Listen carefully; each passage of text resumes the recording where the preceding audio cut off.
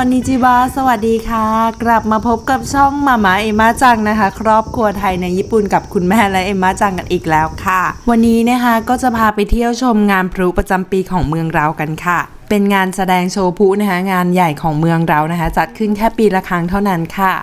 วันนี้แม่กับลูกๆนะคะก็จะพากันใส่ชุดยูกะตะไปดูพลุกันค่ะแต่แม่ก็ไม่ได้ใส่มานานมากแล้วนะคะก็เลยใส่แบบงงๆนิดนึงค่ะชุดนี้นะคะพ่อปู่กับแม่ย่าเนี่ยเป็นคนซื้อให้แม่ค่ะส่วนของยูนะจังลูกสาวคนโตนะคะคุณลุงกับคุณป้าเนี่ยก็เป็นคนซื้อให้ค่ะชุดยูกะตะนี้นะคะก็ติดดอกไม้นิดนึงนะคะที่ผมแล้วก็มีรองเท้าเกียร์แบบนี้ค่ะเราก็จะใส่รองเท้าเกียร์อย่างนี้กับชุดยูกะตะของเราค่ะ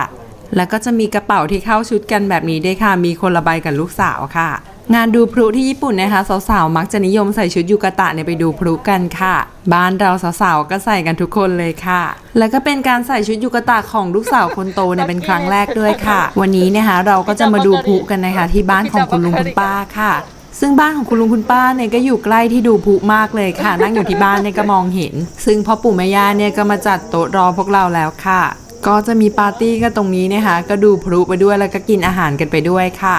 พวกเราก็มาถึงที่นี่นะคะ5:30นะคะตอนนี้คนก็เริ่มทยอยมากันแล้วค่ะเทศกาลดูพลุนะคะของญี่ปุ่นเนี่ยจะจัดในช่วงหน้าร้อนของญี่ปุ่นค่ะเอ็มมาจังนะคะก็ใส่ชุดยูกะตะมาด้วยค่ะน้องเพิ่งตื่นนอนนะคะก็เลยยังนิ่งๆนิดนึงค่ะงานเทศกาลดูพลุนะคะของญี่ปุ่นเนี่ยมักจะจัดในเดือนสิงหาคมในช่วงที่หน้าร้อนค่ะส่วนใหญ่สาวๆเนี่ยก็มักนิยมใส่ชุดยูกะตะมาดูพลุกันค่ะและนี่นะคะก็เป็นอาหารที่พ่อปู่แม่ย่ากับคุณลุงคุณป้าเนี่ยจัดเตรียมไว้ค่ะก็มีอาหารเยอะมากเลยค่ะหลากหลายเลยมีทั้งยากิโซบะนะคะซาซิมิเทมปุระนะคะเยอะแยะเลยค่ะอย่างกุ้งทอดนี่นะคะพ่อปู่เนี่ยก็เตรียมไว้ถึง30ตัวเลยค่ะและนี่ก็เป็นอุมาชาชูค่ะเป็นชาชูเนื้อม้าค่ะที่ญี่ปุ่นเดือนนี้นะคะก็อากาศร้อนมากๆเลยค่ะอย่างวันนี้นะคะอุณหภูมิก็30กว่าๆเลยค่ะอากาศก็ค่อนข้างร้อนอบอ้าวค่ะเดี๋ยวเรานะคะก็จะเดินไปเที่ยวชมงานกันก่อนสัก1 รอบค่ะจากบ้านคุณลุงคุณป้าเนี่ยก็เดินไปแป๊บเดียวเลยค่ะถึงเลยนะคะเพราะว่าใกล้มากๆเลยคนก็เริ่มทยอยมาที่งานกันเยอะแล้วค่ะตอนนี้นะคะใครมาไวเนี่ยก็ได้จับจองที่นั่งดูพลุกันก่อนค่ะและที่งานนะคะก็มีร้านค้ามาขายอาหารด้วยค่ะมีอาหารมีขนมมีของกินเยอะมากเลยค่ะเมืองที่แม่อยู่นี่นะคะก็จะล้อมรอบไปด้วยภูเขาแบบนี้ค่ะและตอนนี้นะคะคนก็เริ่มมานั่งจับจองที่นั่งดูพลุกันแล้วค่ะที่งานวันนี้นะคะก็จะมีการเริ่มจุดพลุรอบแรกเนี่ย19:30ค่ะแต่คนส่วนใหญ่เนี่ยก็จะมาแต่วันเลยค่ะเพราะว่ามาเดินเที่ยวงานกันด้วยค่ะและโซนนี้นะคะก็จะเป็นโซนจับรางวัลสำหรับคนที่ใส่ชุดยูกะตะมาร่วมงานค่ะก็จะได้จับรางวัลที่ตรงนี้นะคะจะมีให้จับทุกปีเลยค่ะบ้านเราเนี่ยใส่ชุดยูกะตะกันมา3คนนะคะก็ได้จับกันเลย3ใบค่ะแม่กับยูนะจังนะคะลูกสาวคนโตเนี่ยก็จับได้บัตรที่สำหรับเอาไปแลกอาหารและเครื่องดื่มในงานค่ะก็จับได้รางวัลเหมือนกันทั้งคู่ค่ะแม่กับยูนะจังส่วนของเอมม่าจังนะคะน้องก็ให้ป๊าช่วยจับค่ะของเอมม่าจังเนี่ยโชคดีมากเลยนะคะได้บัตรรางวัลเนี่ยถึง 10,000 เยนเลยค่ะโชคดีมากๆเลย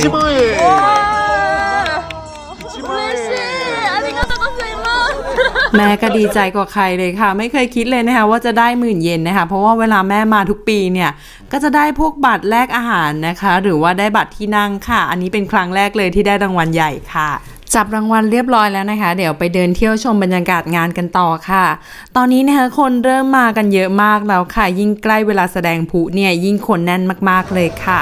แล้วถ้ายิ่งมืดยิ่งดึกกว่านี้นะคะร้านค้าแต่ละร้านเนี่ยก็จะยิ่งมีคนต่อคิวซื้อกันยาวเลยล่ะค่ะ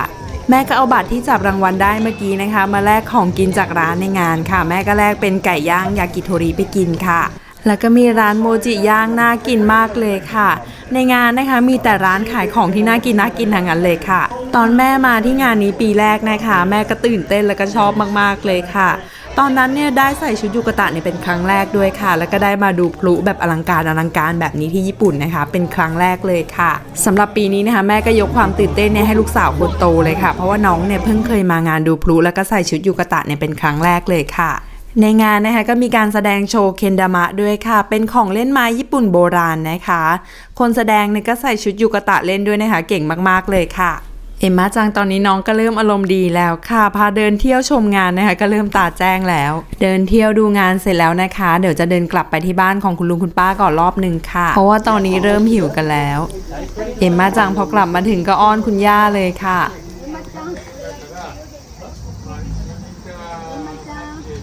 เ นี่ค่ะตอนนี้ก็เวลา1 ทุ่มครึ่งนะคะพลุรอบแรกเนี่ยก็เริ่มทำการจุดแสดงแล้วค่ะรอบแรกนี้นะคะก็ขอเดินมาดูพลุใกล้ๆหน่อยค่ะเดี๋ยวเราไปชมความสวยงามของพลุพร้อมๆกันเลยค่ะ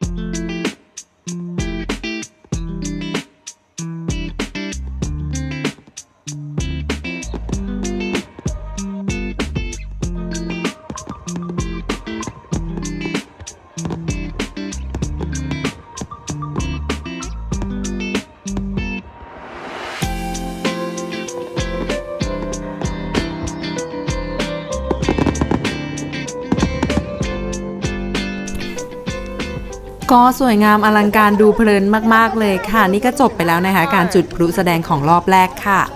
ตอนนี้นะคะการแสดงพลุเนี่ยก็เบรก1 รอบค่ะรอบเบรกเนี่ยประมาณ20 นาทีค่ะก่อนที่จะมีการแสดงรอบต่อไปเนี่ยค่ะร้านค้าก็จะมีคนต่อคิวยาวแบบนี้เลยค่ะเนี่ยค่ะคุณลุงคุณป้าพ่อปู่แม่ย่านะคะก็นั่งดูพลุกันที่บ้านแบบนี้เลยค่ะพลุรอบ2ก็มาแล้วค่ะรอบนี้นะคะก็นั่งดูพลุสบายๆที่บ้านคุณลุงคุณป้านี่แหละค่ะ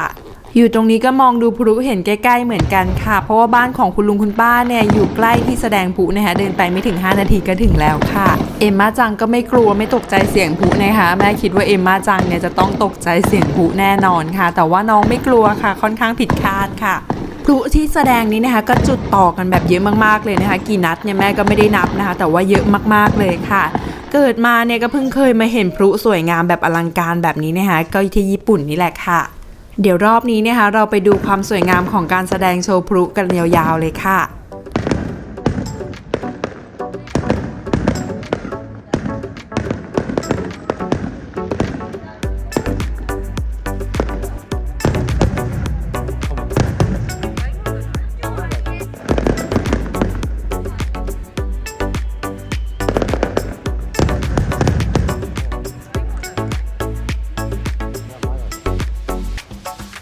All I want, all I want,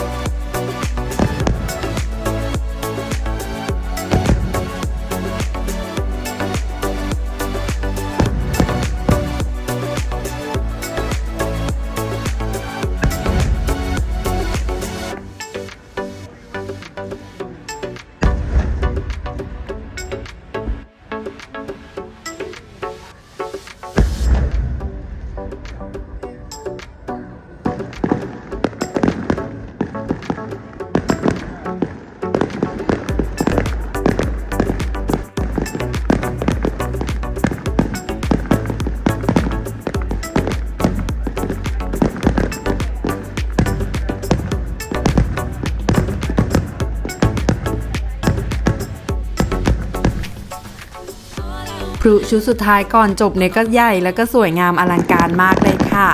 ก็จบลงไปแล้วนะคะกับการแสดงพลุของปีนี้สวยงามมากๆเลยค่ะเดี๋ยวไว้ปีหน้าเราค่อยมารับชมกันใหม่นะคะฝากเพื่อนๆกดไลค์และกดติดตามคลิปและช่อง YouTube เป็นกำลังใจให้แม่ของเอมม่าจังด้วยนะคะคลิปนี้ก็ต้องขอตัวลากันไปก่อนแล้วพบกันใหม่ในคลิปหน้าค่ะสวัสดีค่ะขอบคุณที่รับชมค่ะฝากกดไลค์กดติดตามเป็นกำลังใจให้คุณแม่กับน้องด้วยนะคะ最後までご視聴いただきありがとうございました